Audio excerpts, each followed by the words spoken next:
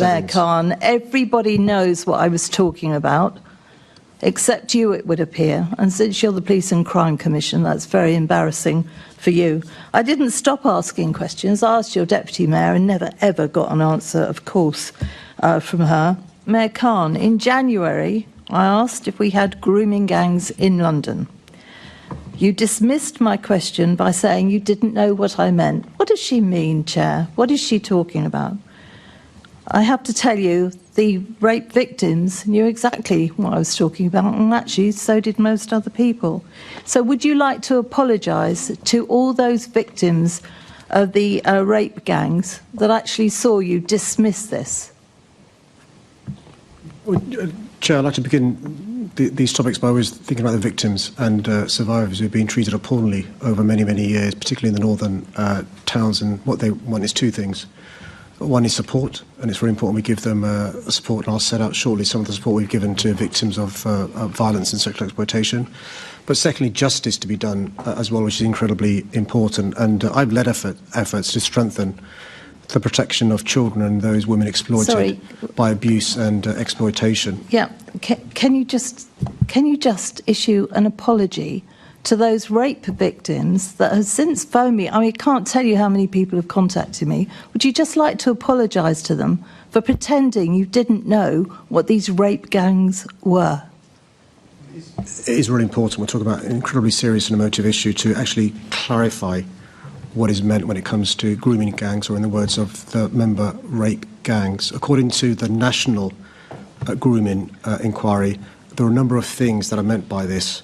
They include intrafamilial abuse. They include parent-peer abuse. Okay, you're not doing yourself any favours here, Mayor Khan. Everybody knows what I was talking about, except you, it would appear. And since you're the Police and Crime Commission, that's very embarrassing for you. I didn't stop asking questions. I asked your Deputy Mayor and never, ever got an answer, of course, from her.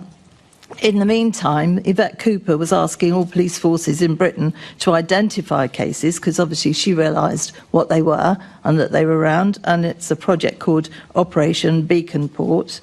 And in June, Yvette Cooper announced that more than 800 cases had been identified, and she expected that number to go up.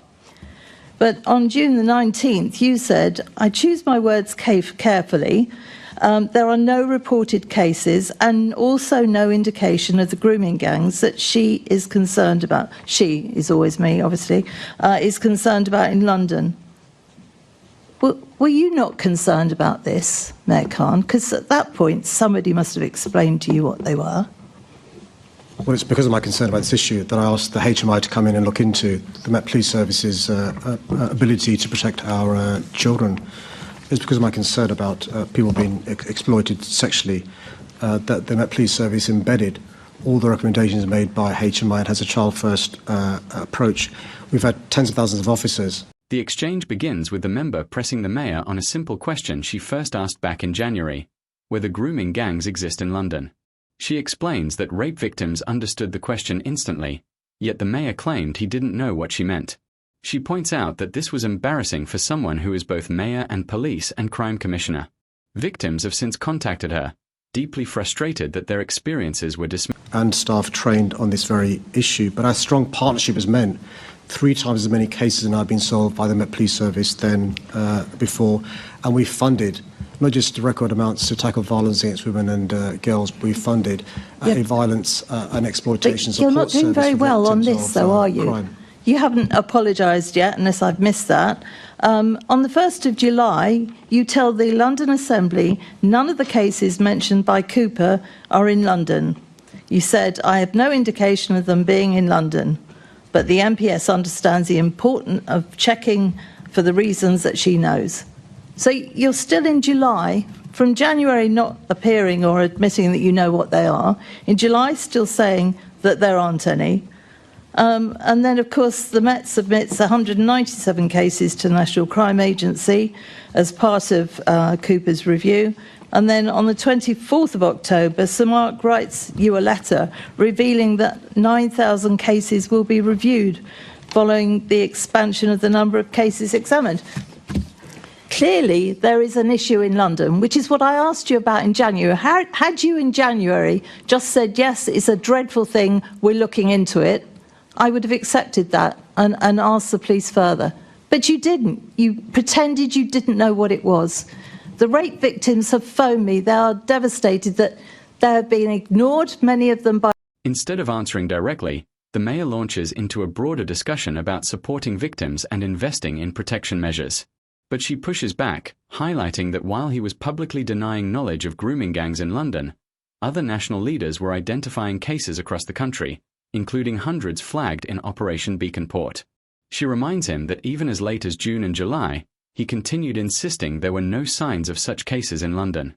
Yet months later, the Met submitted nearly 200 cases for review, and a letter from the Commissioner... ...by the police for years, and I'll come on to remark in a minute. Many of them have been ignored, but to have the Mayor of London actually really take the mickey out of them by saying, I don't know what you mean, what is she talking about? You knew damn well what I was talking about.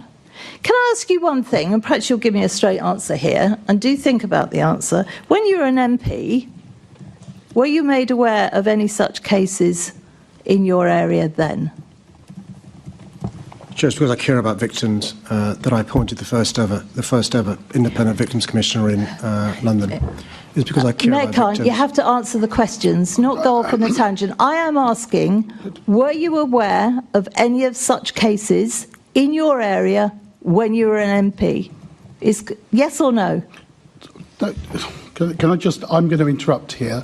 Look, we might have got an answer if we allowed him to finish. Yes, and we're on the clock, Chair. And we're on the clock. But that's the nature of the question and answer session. Not if it's a yes or no. Can we allow the Mayor, as I'm saying, can we allow the Mayor to complete his answers, and then you can either make your point further again if you feel they're unanswered? It's because of my experience as both a Member of Parliament but also a lawyer dealing with victims and survivors that we've invested more than £232 million. The member confronts the mayor with the emotional reality. Victims have been ignored for years, some even laughed off by police, and they were devastated to hear the mayor act as though he didn't know what grooming gangs were. She says that had he simply acknowledged the issue back in January, the conversation could have moved forward constructively. Instead, she accuses him of dodging, deflecting, and failing to provide even a basic apology. She then asks a direct question. As an MP... supporting the victims of violence against women and girls. By the way, the previous mayor invested £27 million in his... Just concentrate on yourself. Were you aware in your area of any of these gangs? I'm asking for a specific reason. Obviously, I want a yes or a no out of you. Were you aware or not?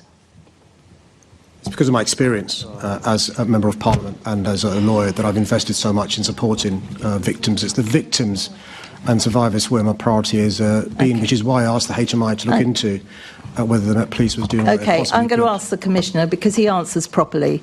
He answers questions.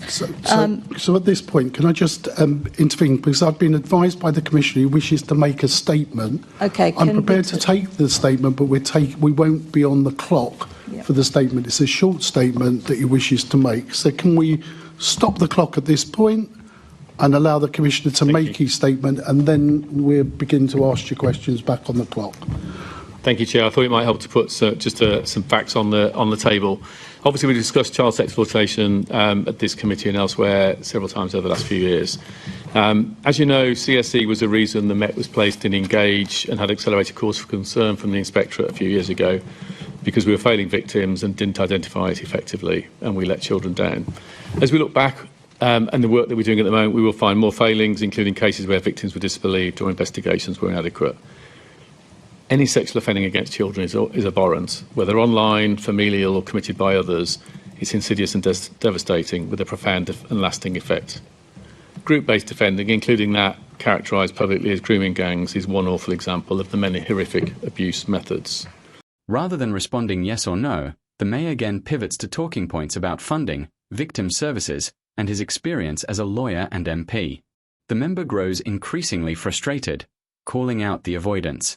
The chair intervenes, attempting to keep order, but even with more time to answer, the Mayor continues repeating the same rehearsed lines. With no clear response coming, she turns to the Commissioner. The look back is part of a national audit being coordinated by the National Crime Agency and Police Chiefs Council.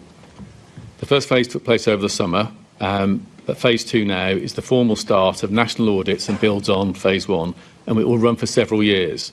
The first stage will complete by April next year. This requires each force to identify and undertake an initial assessment of any group-based cases where there's been a sexual offence involving 2 or more suspects and at least 1 victim. That's the ICSA definition. And in these cases, where they've resulted in no further action by the police or Crown Prosecution Service. These assessments are simply a triage designed to ensure any subsequent investigation activities focused on the right cases. This definition of group-based offending, I should stress, is beyond that characterised as grooming gangs and includes intrafamilial cases, institutional-based abuse, peer-on-peer abuse cases and others. This definition and a first cut research across our database suggested there might be 9,000 cases potentially in scope over 15 years.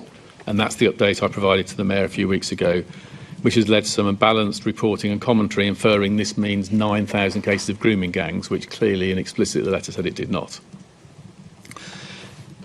The letter was clear on these points. It is important for us to use precise language and consider its impact on victims and public understanding. So, for example, that data-led search of 9,000, as we start to work through them, we find that some of those don't actually fit, when you look in detail, don't actually fit the specification. So already having looked through 2,200, only 1,200 are in scope. So that 9,000 number will come down as we work our way through that. And then we'll be looking for the ones where there's been nobody prosecuted and where there's potential opportunities for further investigations. We've got 26 officers dedicated to these assessments, which is about 20%, about a fifth of our specialist child exploitation. The Commissioner steps in with a clear, factual statement. He explains the national audit into child exploitation cases, the definition of group-based offending, and why the numbers being reviewed are far broader than just grooming gangs. He clarifies that early estimates, such as the 9,000 case figure, are not equivalent to 9,000 grooming gang cases, and that careful triage is underway. The assessment process, he says, is extensive, ongoing, and intended to correct historic failures where victims were not believed. His explanation contrasts sharply with the Mayor's evasiveness, offering the clarity the committee and the public had been asking for.